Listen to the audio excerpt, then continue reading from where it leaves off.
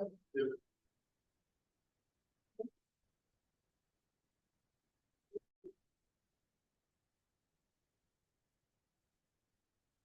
afternoon, everyone. Hope I am audible. Good afternoon, sir. So, as you know that Sadhan, being an industry building institution, we also look after, apart from other regular work, most of you know, apart from other things, we also develop the product and also like increase the efficiency of the product through different areas. So in fact, when Sadhan is working very closely with the policymakers and your lenders and support giving institution for building up of the housing portfolio in microfinance. Now there is some regulatory support for us. Uh, so qualifying, non-qualifying assets. So we are getting a little bit of more non-qualifying asset. We can go for a little bit bigger amount of loan, uh, like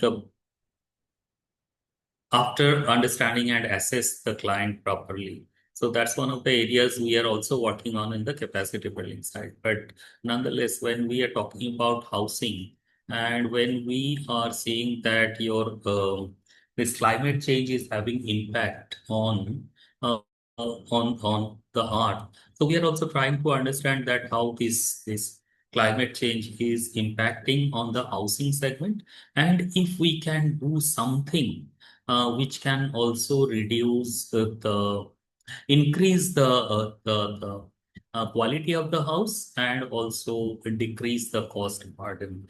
Because being from your finance and economics fraternity, you always try to assess the thing from the economics point of view. Here also, I mean, we are working very closely with your Habitat for Humanity. Habitat for Humanity is also helping us to understand that how this green building certification will happen. So we have our IGBC partner over here, along with the CII and Habitat for Humanity.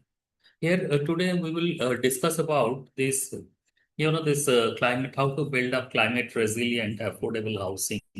So we will discuss about the technology, we will discuss about the process, we will discuss about the finance, we will discuss mostly on the impact side as well. So let us hear from them. This is one of the segments. So this is the kind of exploratory segment for us, that building house and also making it climate resilient, which may also have some impact on our economics. So with these words, I would like to initiate this discussion, the presentation. Uh, I would like to pass on the baton to Nupur from Habitat for Humanity. Nupur, over to you. Am I audible? Yes, you are. Okay. Thank you, Saibal.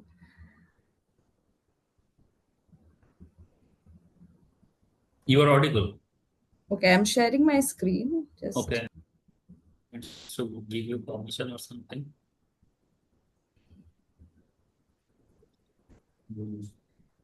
welcome everyone to the webinar. And as Saibal said that, we have got some space, especially in the MFI segment, uh, to do different types of products in the. Nupur, can I request you to make it like this, your, what do you call this, presentation mode? Is it not in? I can see it in presentation mode. No, we are not possibly seeing it as presentation mode. If Okay, I'll you try again.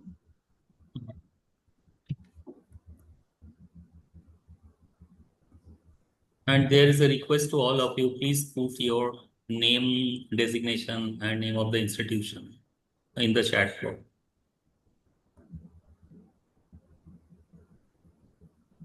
I'm resharing. Please let me know if it is better now. No, it is still not in your presentation mode. You know the presentation mode, right? On Yeah, the yeah, yeah. bottom right side, we do have this Yes. present.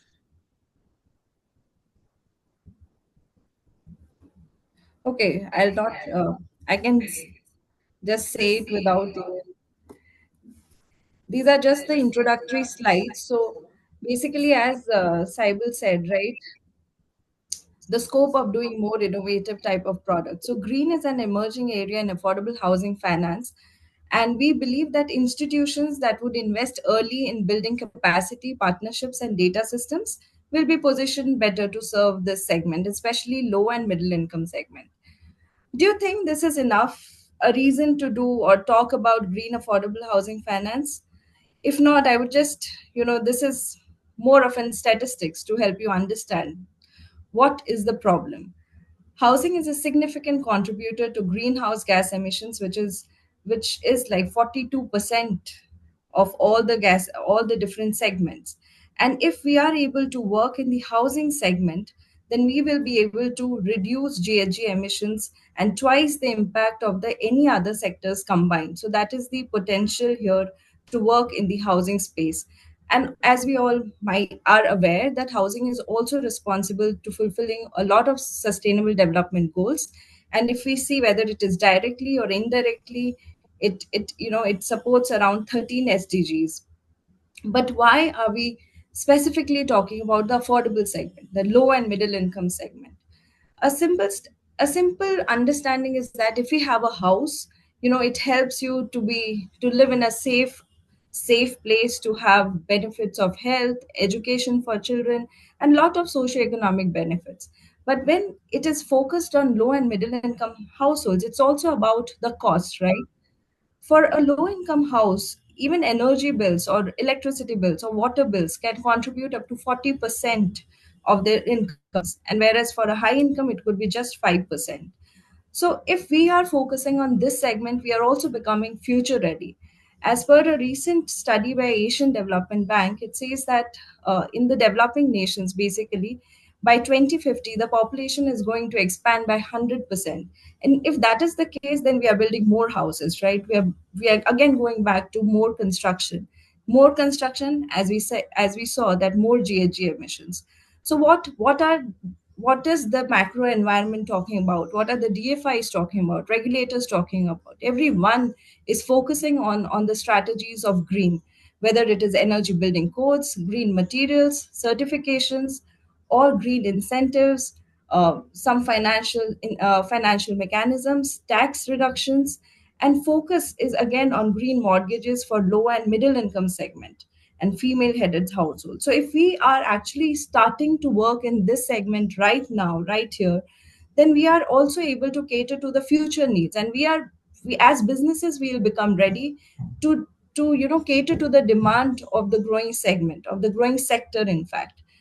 And just to say that, last year, Sadhan released a report which was on pathways to upscale India's inclusive green and sustainable finance market, where it clearly documented that some of the financial institutions who are focused on the inclusive segment have already started working on green products, sustainable finance products. But if we need to reach to the desired state, which is like if FIs are able to offer bouquet of market ready inclusive green financial products and services, they need to have data, they need to have technical advisory, they need to have more partnerships, industry and engagements, and also conducive environment to do pilots, to do experimentation. So without much ado, I would like to introduce the speakers for this webinar, who will take us through what it is required to understand the technicalities of green certifications, because finance may be available, but for that finance to offer solution in a particular manner and to ensure that that finance is used for the said solution, we also need to understand compliance and non-compliance. So certification could be seen as a tool which can help us to understand whether the finance which is given for housing, green housing, is that compliant or non-compliant, and a very important part in the overall affordable green housing value chain. So Crystal is here with us. Crystal, would you like? I would first like you to introduce yourself, and then please, if you can share, firstly on what is greenhouse, and What are the different certification? Is it a new concept, or already international markets are working on green certification? And mostly, what it is in India? Do we have certifications? Is there anything for the affordable segment? Over to you, Crystal. Thank you. Thank you, Nupur. Hi, everyone. Good evening. Let me just share my screen.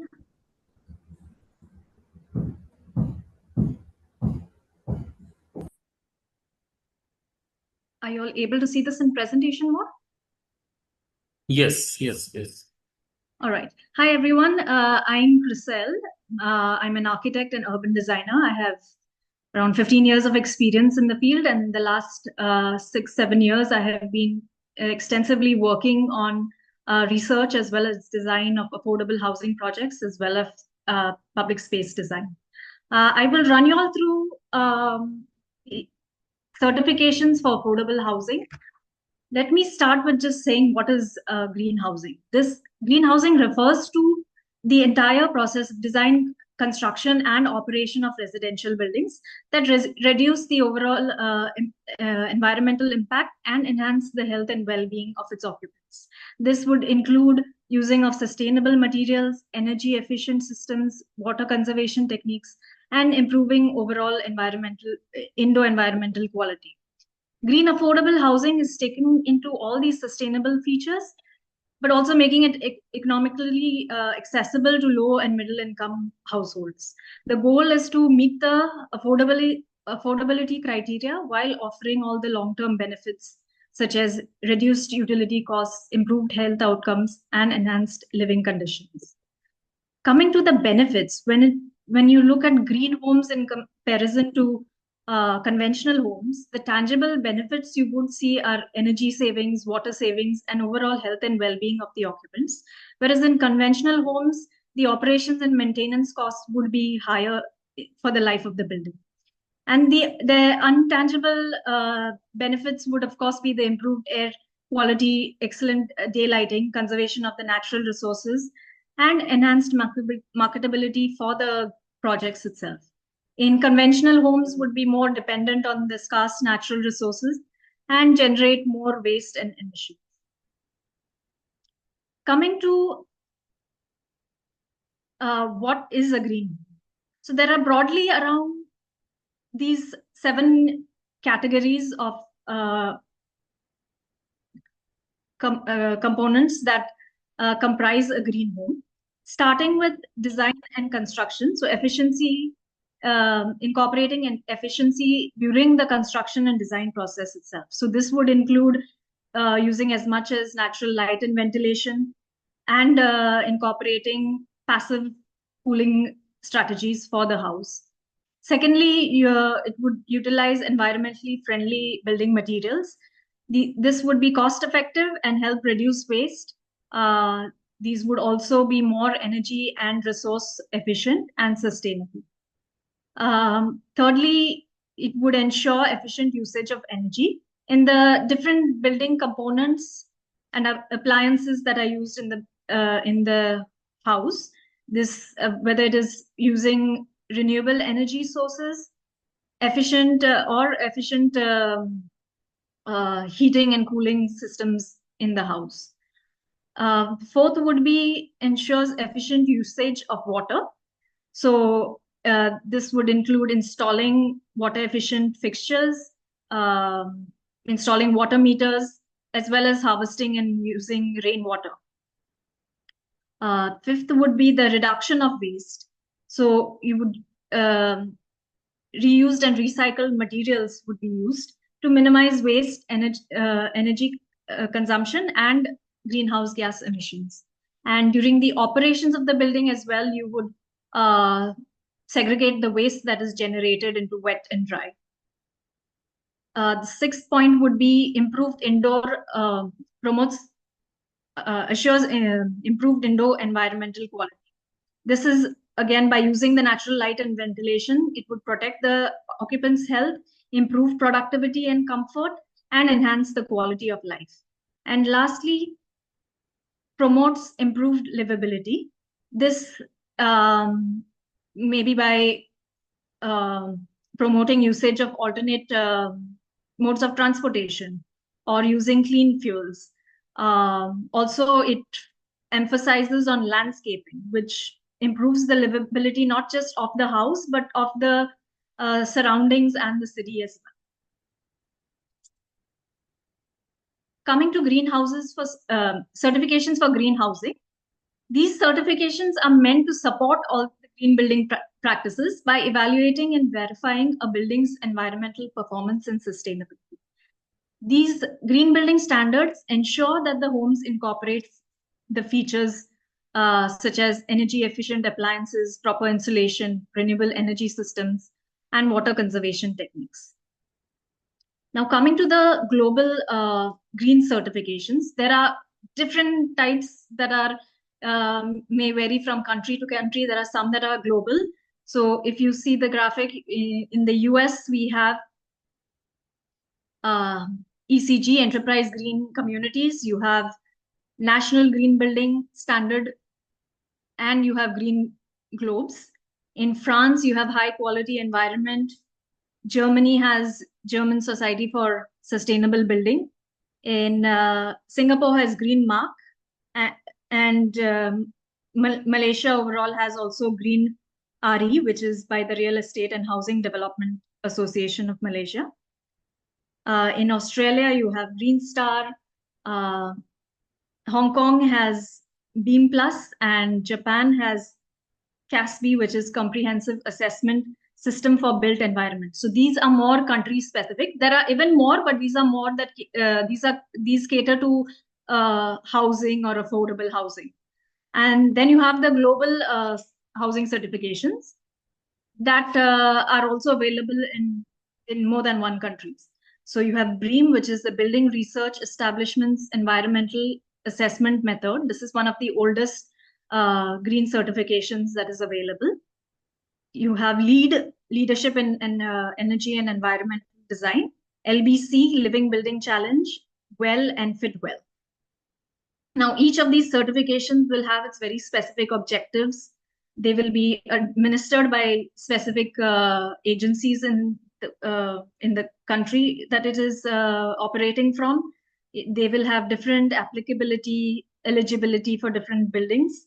The size of the dwelling unit that is eligible will be different. The type of typology of buildings will be different. Focus areas that they look at will be different. And as well as the cost and certification types. So a lot of these certifications have different levels. So they'll have certified silver, gold, platinum. That's just one example, but they all have different types of certifications.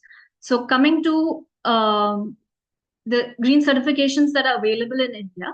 So these are basically all the agencies: IGBC, GRIHA, EDGE, B, and LEED India. So each of them have different types of certification. So with IGBC, they look at specifically for residential, they have green homes, green residential societies, green affordable housing, and then they have Nest and Nest Plus. Under IGBC commercial, they have for new buildings, for existing buildings, looking at health and well-being, green healthcare facilities, data centers, service buildings, resorts, and interiors separately. They also have a category for industrial buildings, so factory buildings and logistics park and warehouses, and other typologies which include schools and campuses and places of worship. GRIHA has certifications for residential and commercial. So they have a standard GRIHA rating certification. Then they have a GRIHA rating for affordable housing, GRIHA for existing buildings, Swaha GRIHA, GRIHA for larger developments, and GRIHA for existing schools, and Jan GRIHA. EDGE has for all typologies. There's just one type of certification, which is EDGE certified, and then they have a simple EDGE certified, which more caters to smaller, affordable, self-built type of houses.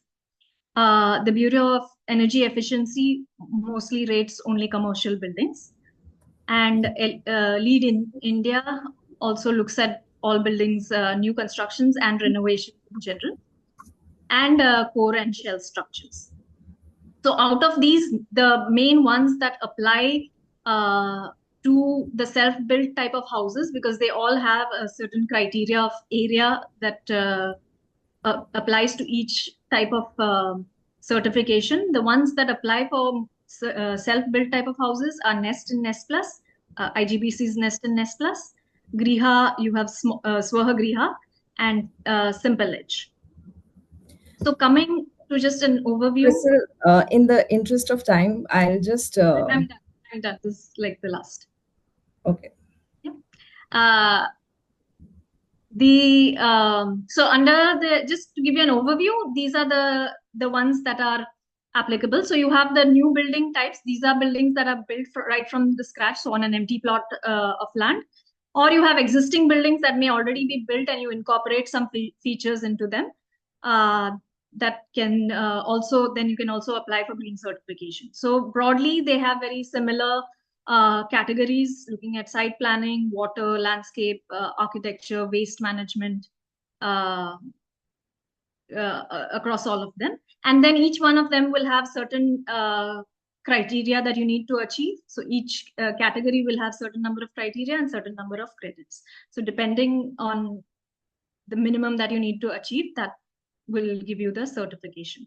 So just to conclude, it's very simple, like very few things that you need to do to actually get these certifications. I will not go into detail of this, but just to end, the more specific things that you need to do, I can leave it to the next team to explain that. Thanks, Crystal. Thank you so much. Now, I would like to invite Lubna Bombewala. She is the counselor, CII IGBC. And Lubna, it will be great if you can take us through the details on what are the technicalities required for certification, and also what is the process of hand holding or support which you provide to housing finance companies, MFIs, or any financial institutions who is interested in doing affordable green housing finance. So over to you, Lubna. Thank you so much. Good evening, everyone. Thank you to Sadhan and Habitat for Humanity for inviting me here. I'll just share my screen.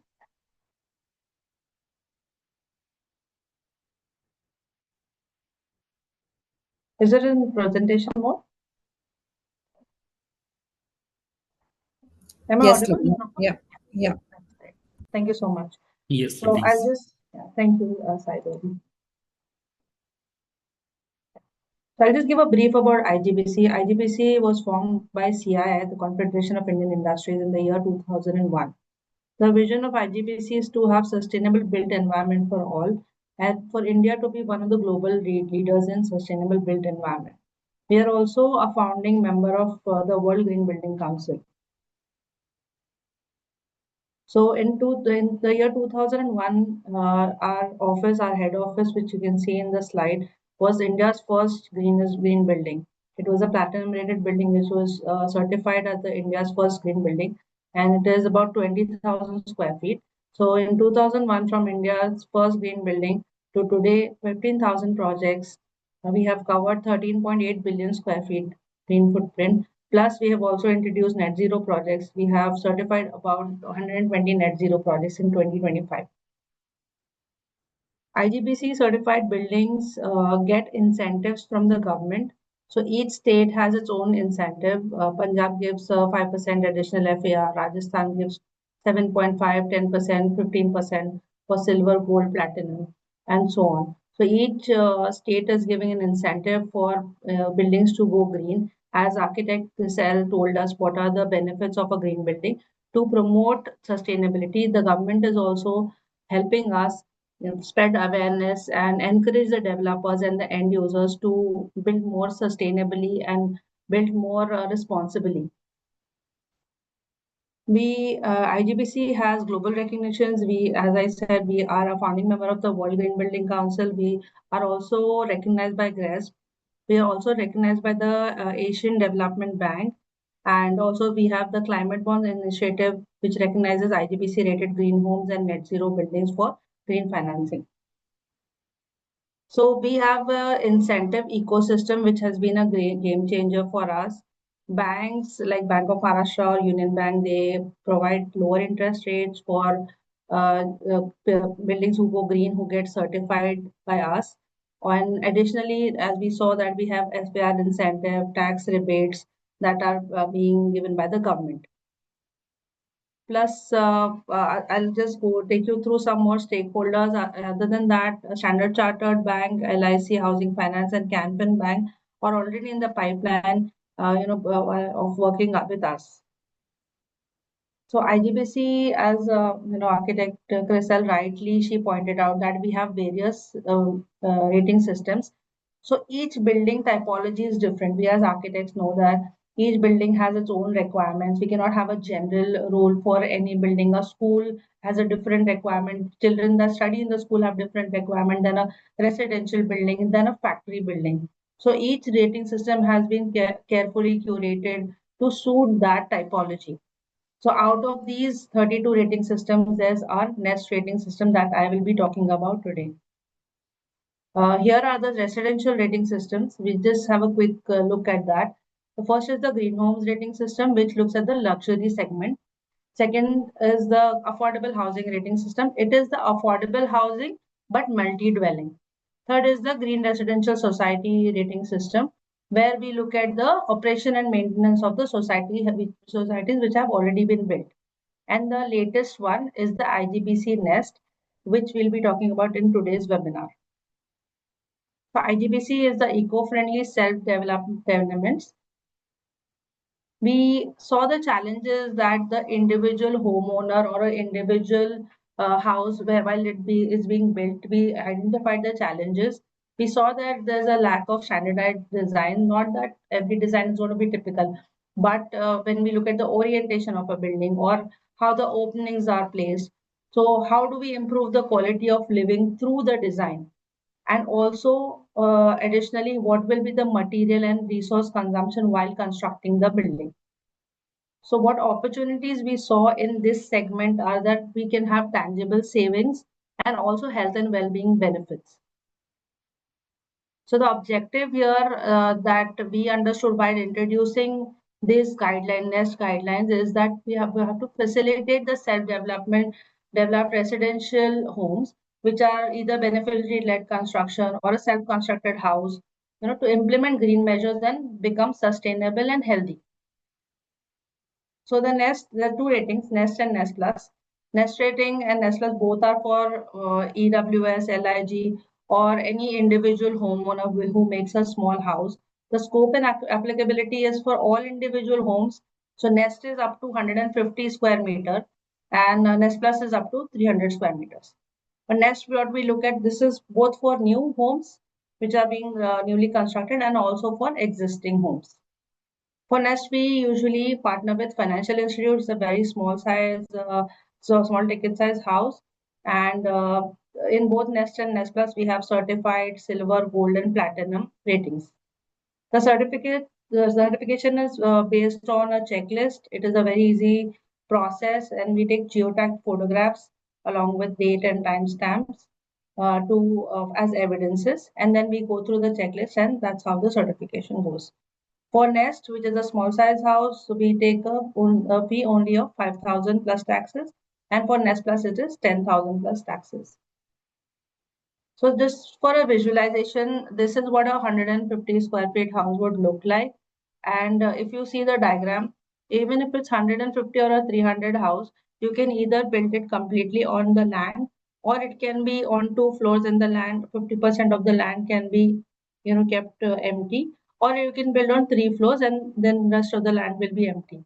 Just for a quick visualization of how an individual home can, the space can be set up. Here, the main point is that it should be an individual home and not a multi-dwelling unit. So the criteria that we are going to speak about is that what we saw in these self-developed homes, there are a lot of unauthorized developments, and there's no green cover or there's densely constructed areas. So to cater to that, we came up with suggestions, the measures that the local building regulations should be catered to. So in this case, even though we say that we need an approved plan from the authority, but in some cases we do understand there's no sanction plans available. So if the lender is going to verify that the property is a legal property, so we take the lender's documents as a proof of legality. Second is that when there's no green cover, we promote or we suggest that they preserve the soft topsoil if they are doing a new construction, and add some vegetation to the house if there's any space. Other than if there's no space, then we go for indoor plants. For the third point, the densely constructed areas which leads to heat island effect. So we suggest adding a white finish on the roof or some vegetation on the roof. Next is the water efficiency. As we, in most of the areas, we see that there's a scarcity of water. In summers, we all are struggling, especially in a city like Hyderabad. We all have tankers coming to our building. So to cater to that, we are encouraging people to have a rainwater harvesting system. We understand that the small size house will not be able to cater to a percolation pit or rainwater harvesting pit. So what we suggest is that they should at least capture the water from the roof, okay, and maybe they can add a stormwater pipe and collect it in a tank and reuse it. Another, criteria is the water saving fixtures where the taps can have a simple aerator. Nowadays, no, most of the taps have aerators, or you can add an aerator, which is a very inexpensive item, and you can have for a new construction they can have dual flushes and showers with aerators. That is our recommendation.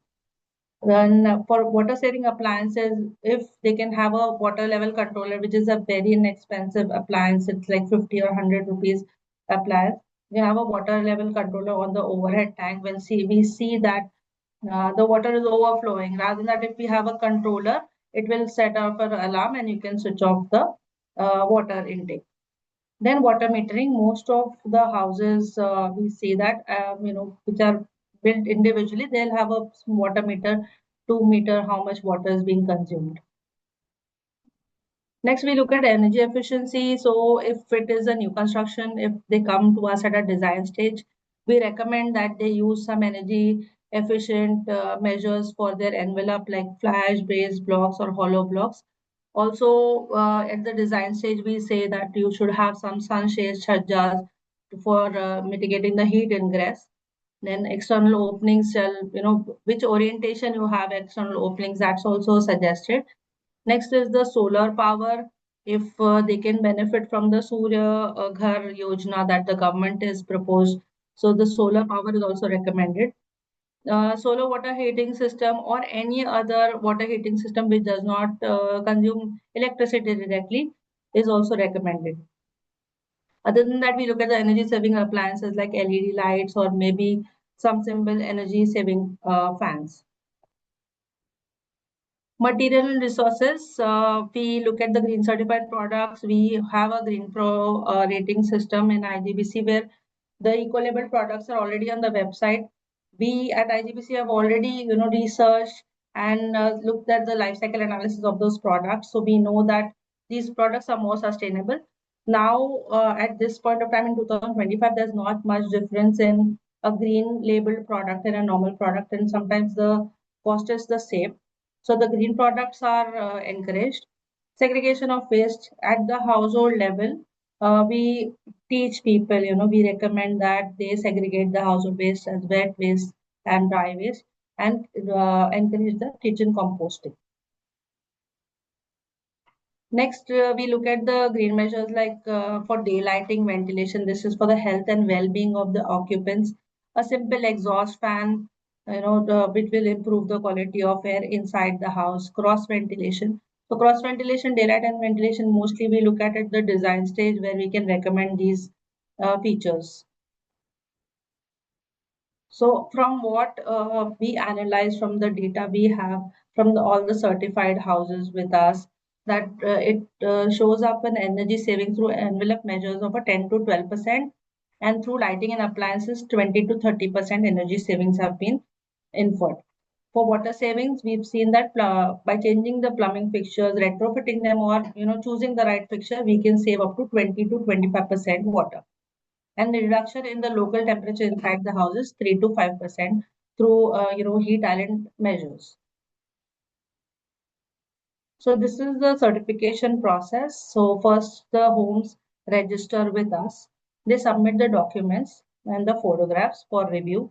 IGBC reviews the submissions and then awards the certification according to the points that they have, they have achieved. So it's a very simple process that is specifically it's there for this level of this rating system.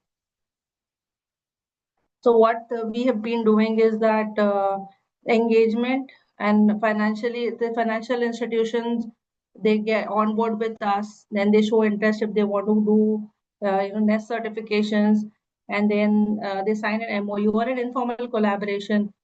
Then we identify the projects, we do feasibility assessments for the projects, and then we do guidance, we do hand holding, we share the templates, how to do the submission.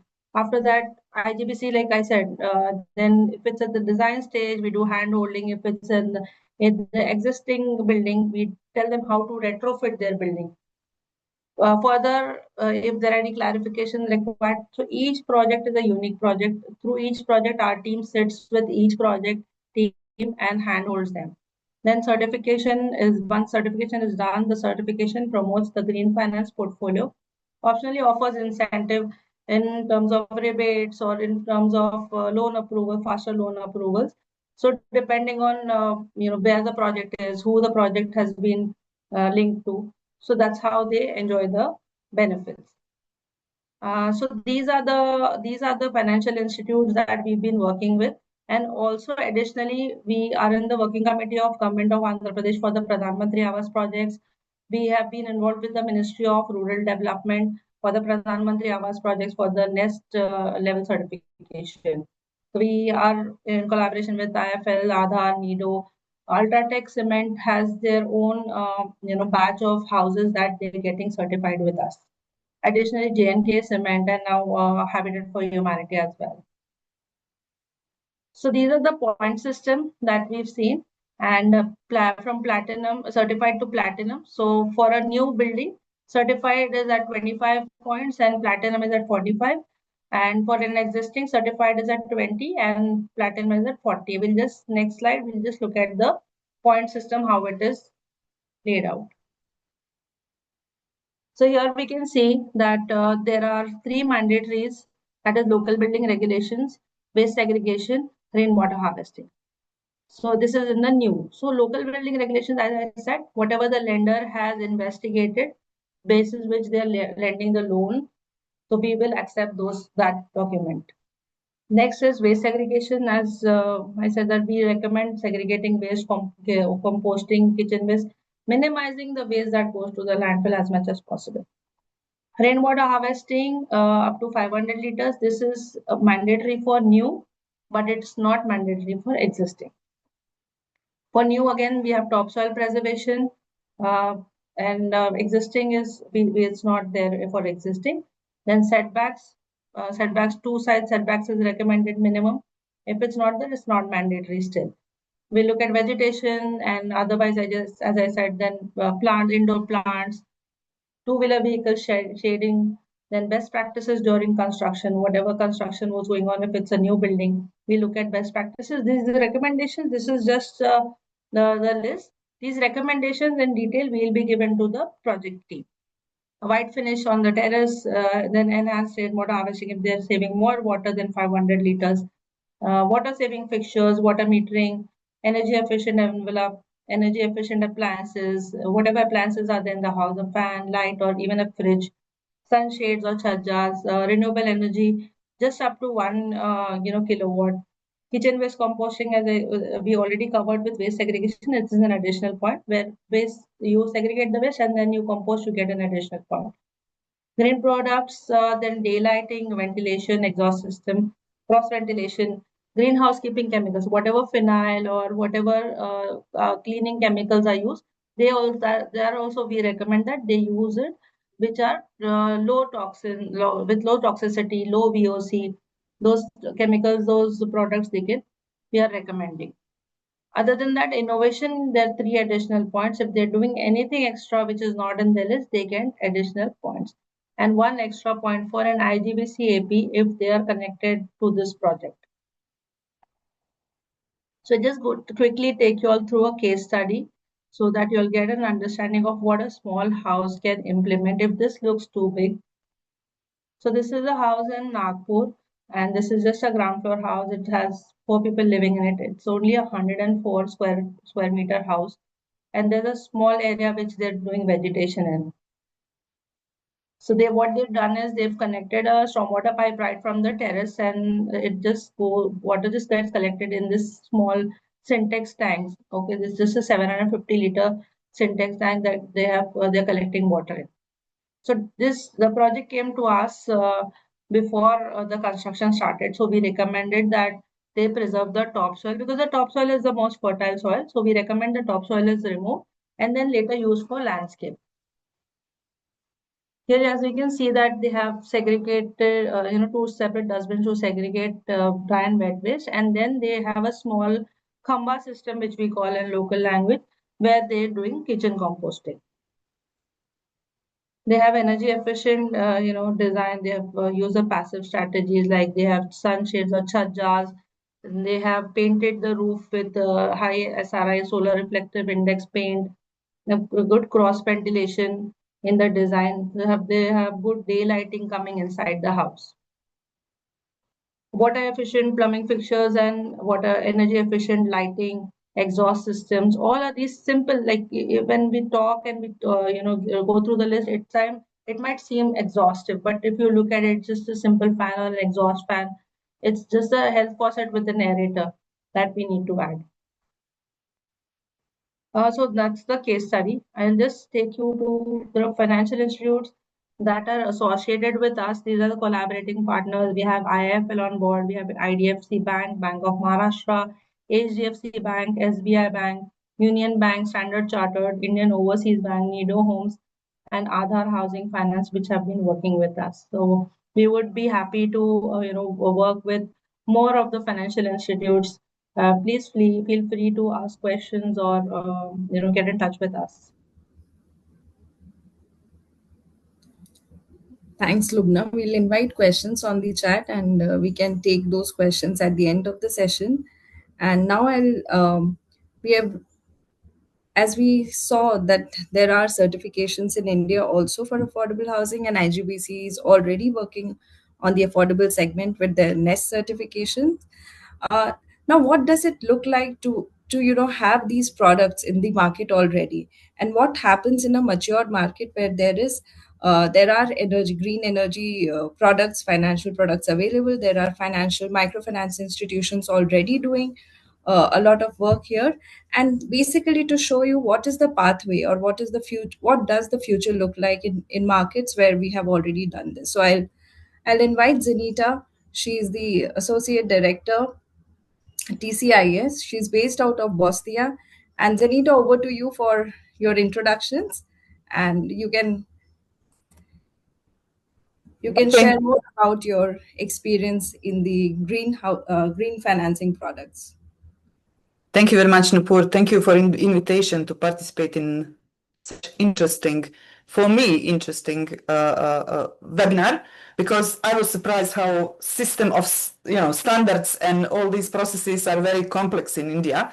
I thought that in Europe is complex, but now I realize actually that it's not such challenging as in India. Thank you, Lubna, and thank you, Chriselle, that you present all these things. I will share now my screen and just quickly try to go through what's going on in Europe, especially Eastern Europe. And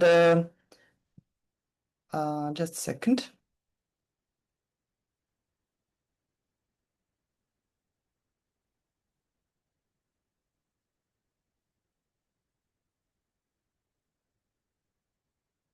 Okay, can you see my screen?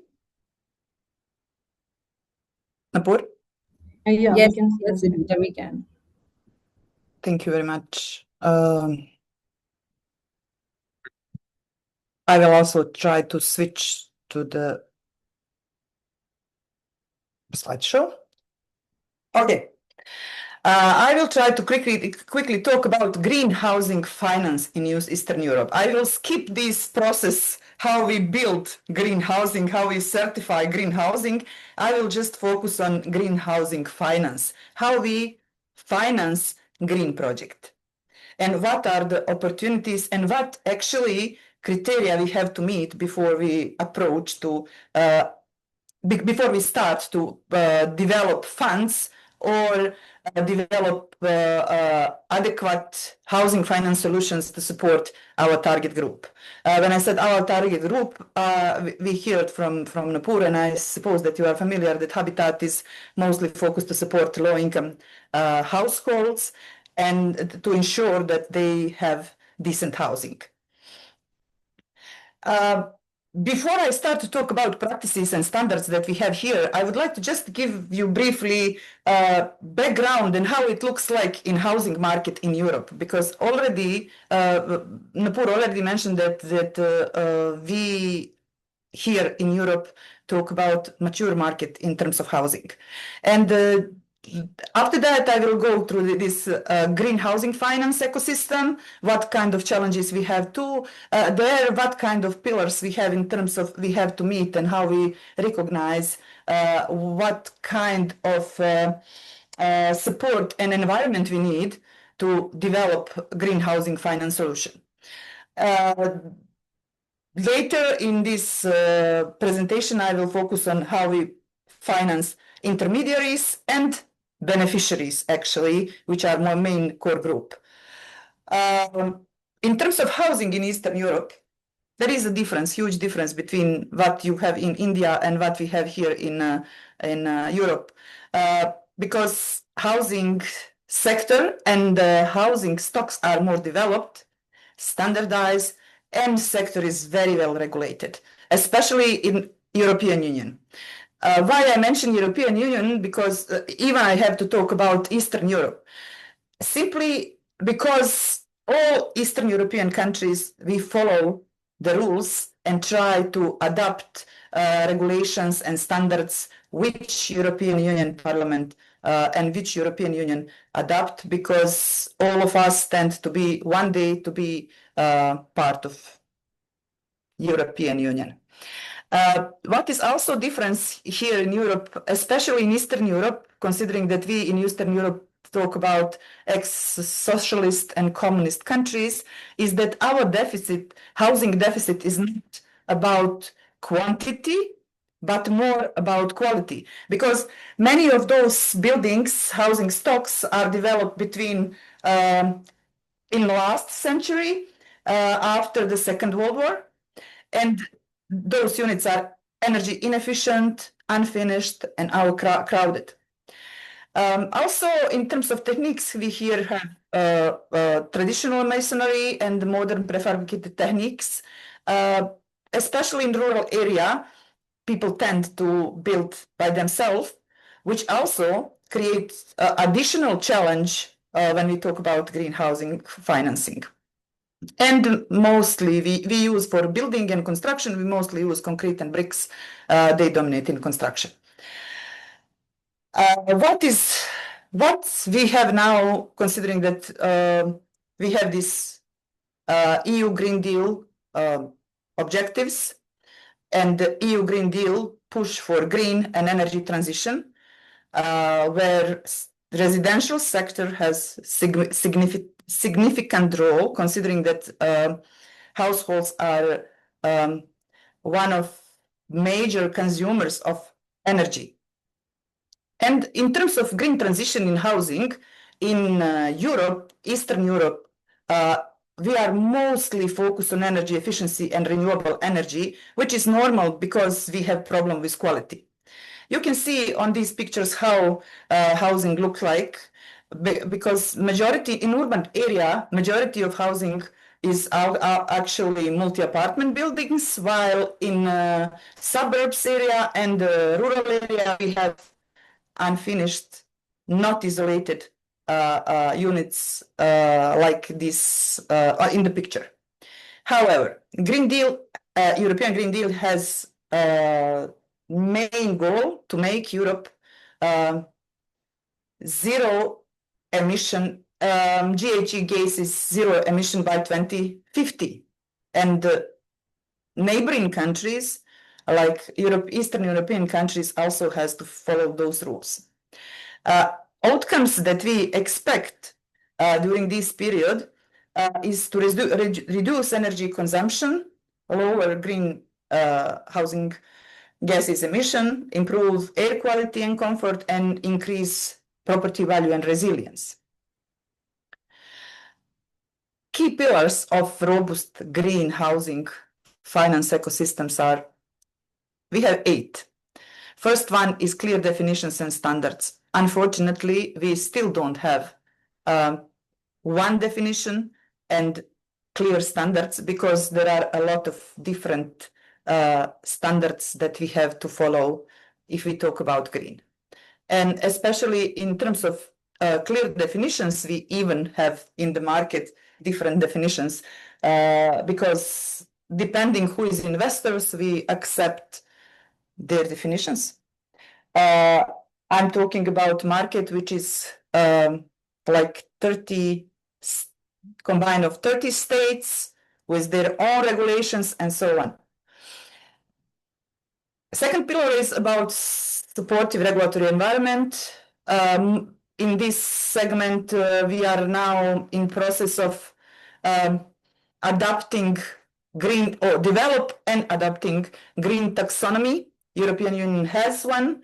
All these Eastern European countries looking for something similar to modify and align with market conditions, local market conditions. However, we are in many countries we are still late. We didn't prepare even market for green financing.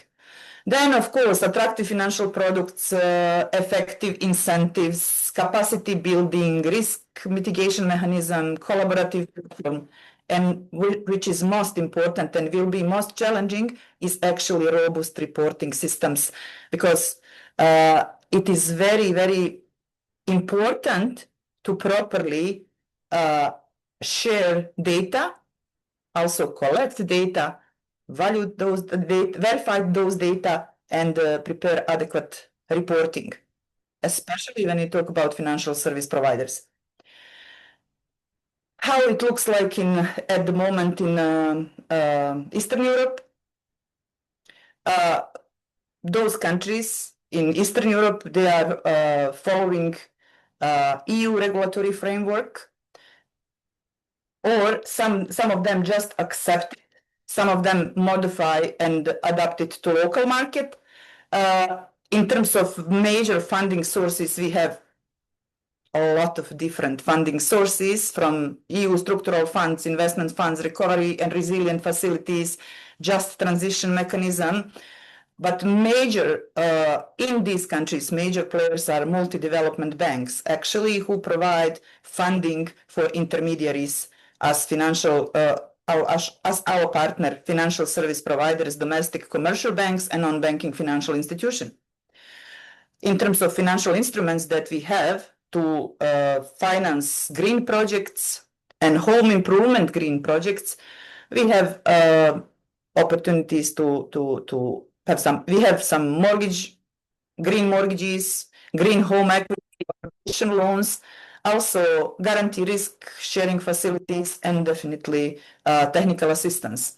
And in last, actually recently, we find that there are more and more financial service providers interested to issuing green bonds.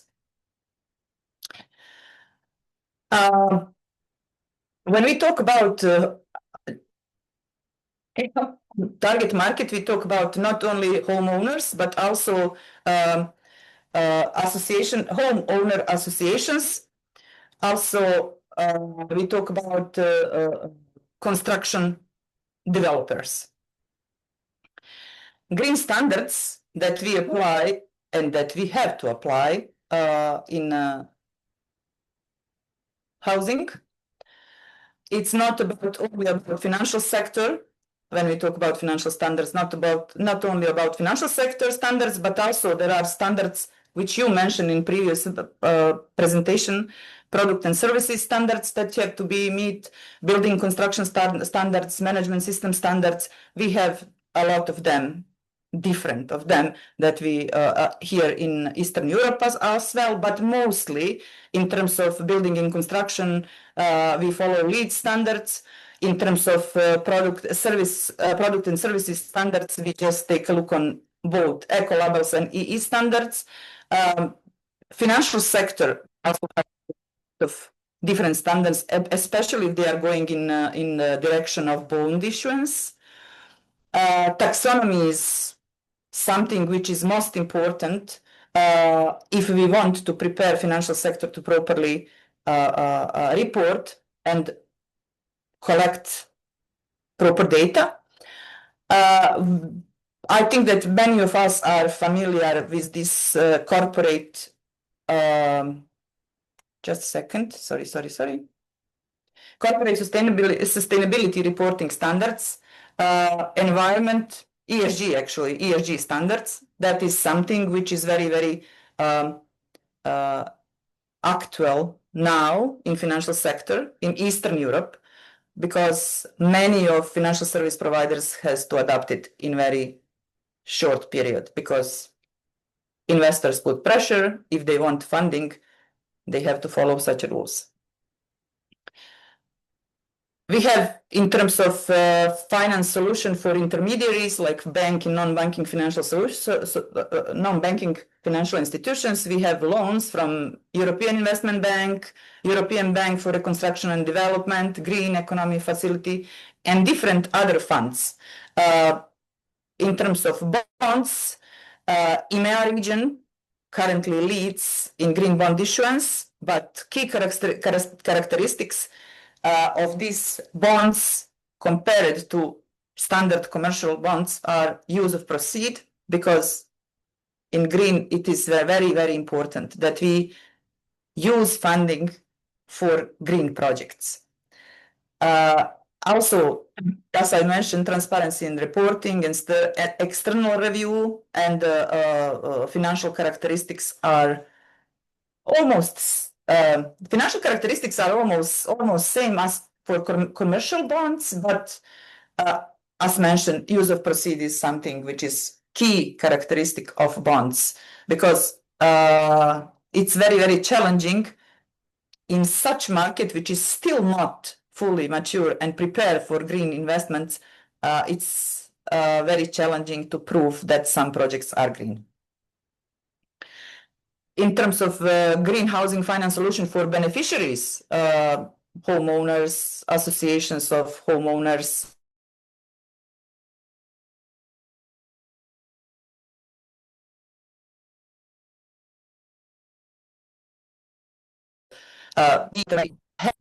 over 10 years in Europe and Central Asia to develop adequate energy efficiency loans, and the loans which support energy efficiency projects.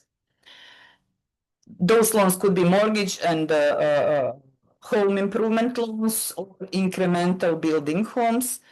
Also, in terms of insurance, we have green home insurance and green auto insurance services and products.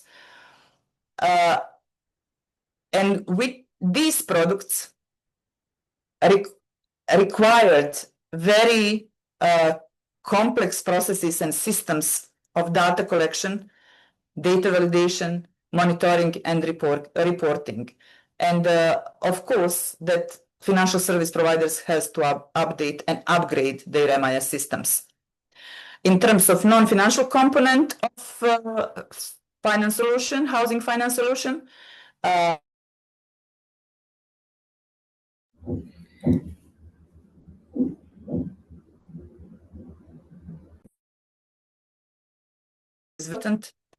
we have to raise awareness in population about the importance of this green housing, and customer education is something which is also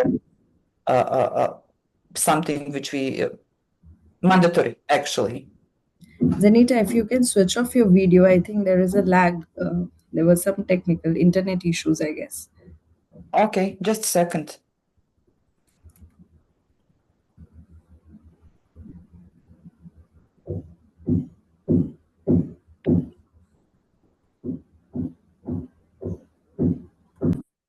I think that I switched.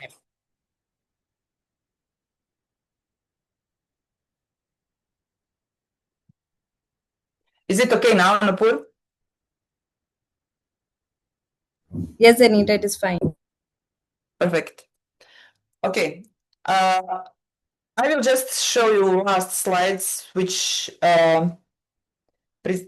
you can see presented some examples of energy efficiency loans or green affordable housing loans, which we develop with some non-banking financial institutions. Product features are typically between, in terms of amount, it's between $500 for appliances and up to $50,000 for purchasing. Then, in terms of price of housing loans and energy efficiency loans is lower than consumer loans. Loan tenure is up to 84 months. Grace period is up to 6 months. In terms of security, those loans could be secure and unsecure. And what is typical for Eastern European financial service providers and products, mortgage is not most commonly known definition of mortgage is not, it's a little bit different here, because mortgage loan in our case doesn't mean that you buy or purchase real estate, but mortgage is just collateral for high amount loans. However, in terms of loan purposes of energy efficiency loans, main purpose of those loans are wall thermal isolation, windows and doors replacement, roof and floor installation, energy efficiency appliances, preferably A-rated. Thanks God, now we have situation that market works, and even if you want to buy, let's say, appliances in the market, you couldn't find anything below B-rated. All appliances in the market that you can buy or purchase are A and B-rated. You can also see here how it looks like, what is green portfolio structure in one of our partnering institution. And you can see that thermal isolation is something that low-income households invest most. Then heating and cooling systems and doors and windows replacement are major interventions that they do in their houses. And only 14% goes to the appliances and lighting. And last but not least slide for today is about partnership model that we have here. Because as I mentioned before, lack of awareness is something which we faced with even 10 years after we start to provide energy efficiency loans. And sometimes, if we want to raise awareness, it's not enough to work with single financial service providers. And that was the reason why we started a partnership with Association of Microfinance Institutions. And working with Association of Microfinance Institutions, then we can focus on consumer education, we can focus on awareness raising, we can focus on sectoral capacity development, not single provider development, because in green, everything has to be done for the all players, not only for one single player in the market, especially not one single financial service providers. What we do through the association model is we tried to advance affordable housing finance in microfinance sector to support green transition. And the Association of Microfinance Institutions help us to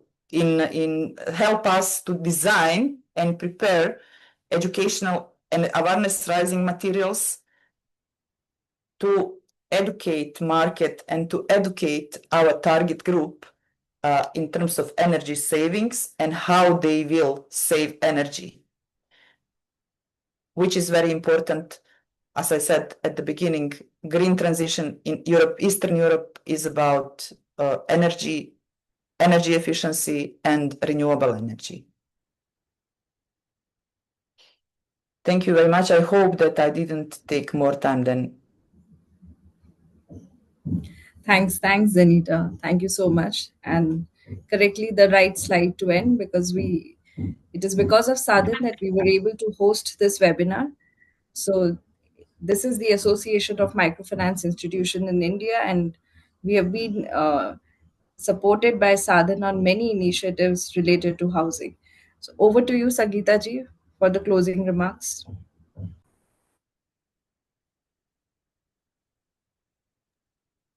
Yeah, thank you, Nupur.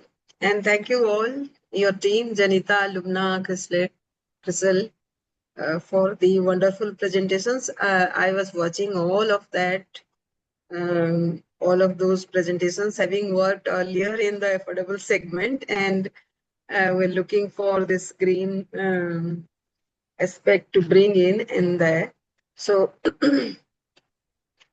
our microfinance institutions will be mostly, they are yet to know about the green aspects in housing, let alone be affordable housing. But there may be many questions that there were in chat box also. I'll open the floor for the institutions to ask any question if they want to.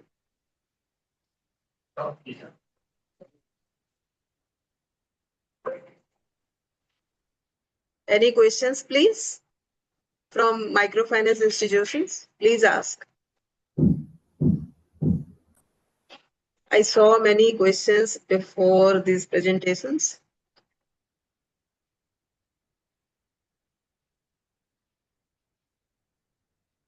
Anybody has any question right now, or should we have those questions afterwards? Just let me know so that we can circulate the presentations afterwards and also take your questions. It is just the beginning of all the learning that we are having in affordable segment.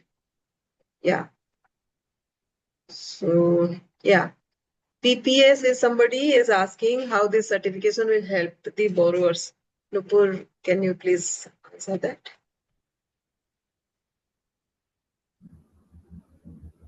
Yeah.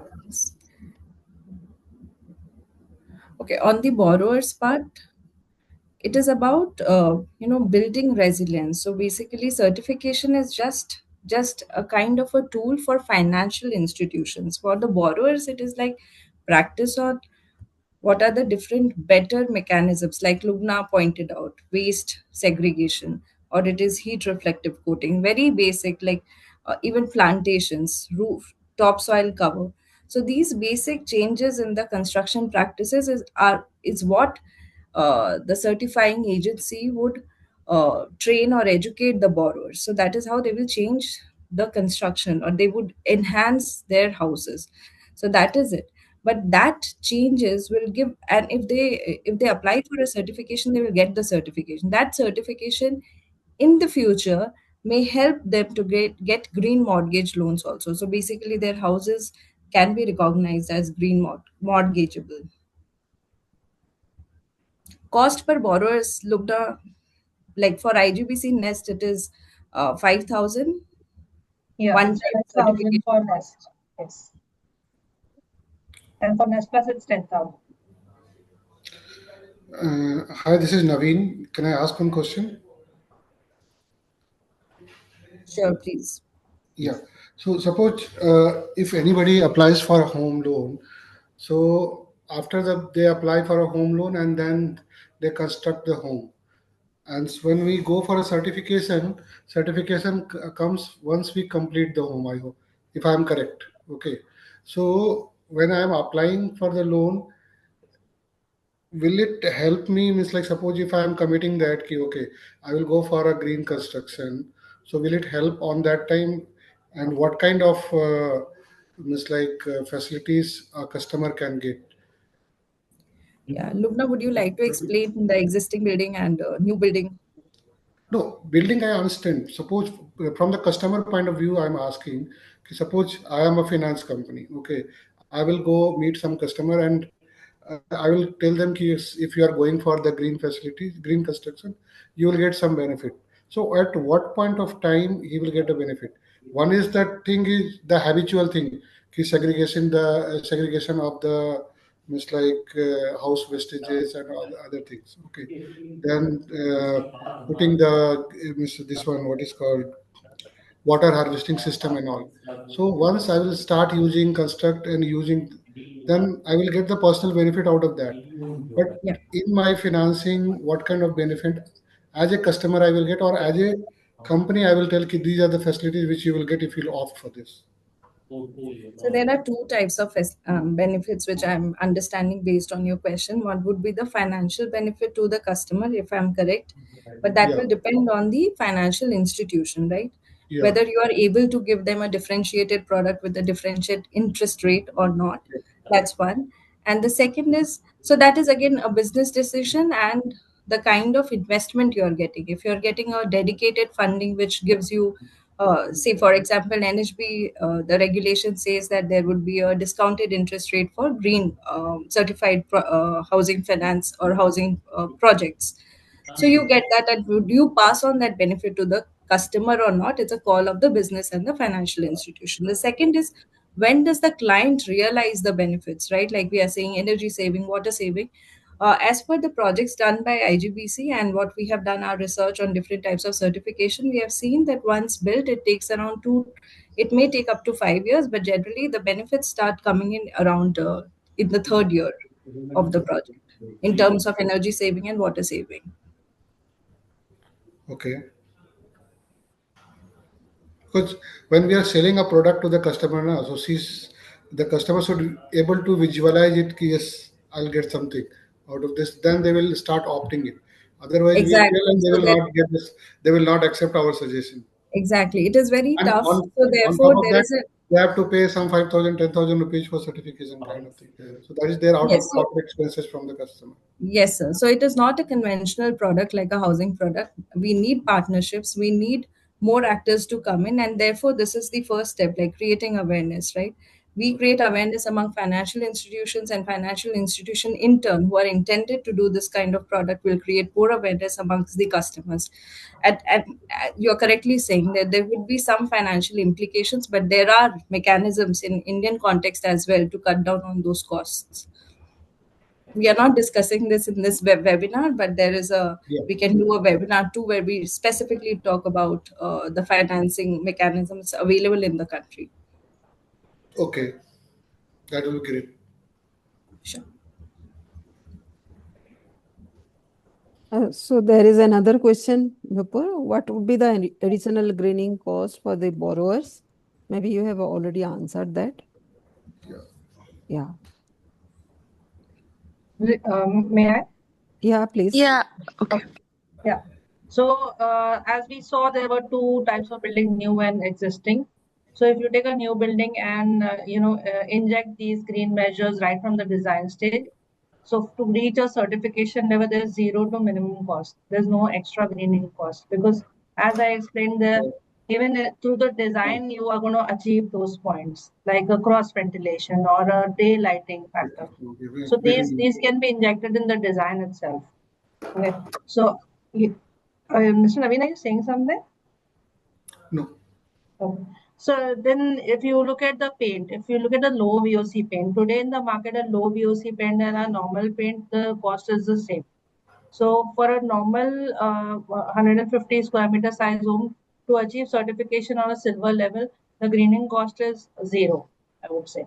If you want to have an additional, feature like a solar panel installer, even a solar light, then it will incur cost depending on what certification you're looking at, depending on how many features you want to inject into your project, into your home. So that the greening cost per se is nothing, but if you are aspirational, you can add features to your home. These certifications means like people visit and then they certify it, or they have to give the photographs and Yeah, what we do is we take the evidences, we take geotagged photographs, where the geotag will say what is the date, time, and the address. So Okay. based on the geotag photographs and the documentation, like I said, a plan or a verification document or a legal document, all those documents come to us. We review on the basis of that. And in some special cases, say there's a cluster of houses, we can go and our team can go and visit those houses as well. Okay. Sometimes we do also do a video audit in some cases. Okay.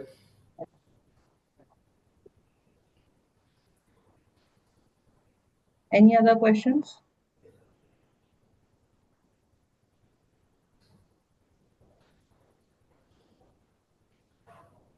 I think for the moment, all the questions are answered, initial questions. There may be more questions once the PPTs are circulated, I think so. And then we can have, based on whatever response we are getting, we can have a second follow-up webinar maybe. Yes.